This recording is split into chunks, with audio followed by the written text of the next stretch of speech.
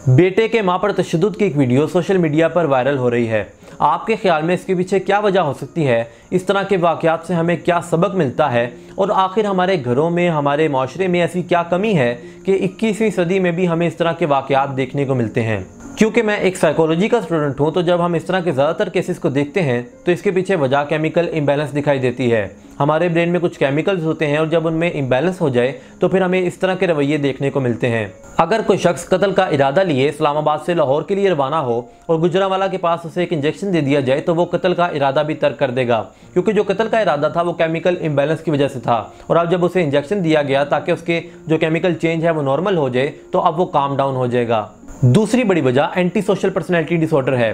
कोई भी ऐसा काम या फिर ऐसा बिहेवियर जो कि सोसाइटी के नॉर्म्स के खिलाफ हो, वो एंटी सोशल या फिर एबनॉर्मल बिहेवियर कहलाता है।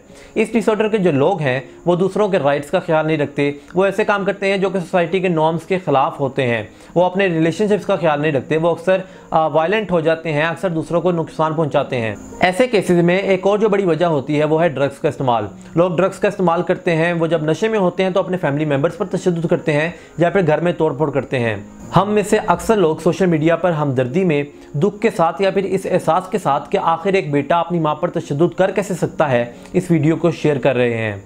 हम इस वाक़े पर तबसरा करेंगे, मुज़म्मत करेंगे, इज़हार अफसोस करेंगे और फिर भूल जाएंगे। लेकिन क्या हम अमली तौर पर भी कुछ कर सकते हैं?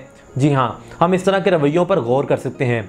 ऐसे रवैये जो कि अक्सर हमें फैमिली में देखने को मिलते हैं, दोस्तों में देखने को मिलते हैं, नेबर्स में देखने को मिलते हैं, लेकिन क्योंकि हम इन पर बात नहीं करते, इनको नज़रअंदाज कर देते हैं, तो ये बढ़ते चले जाते हैं।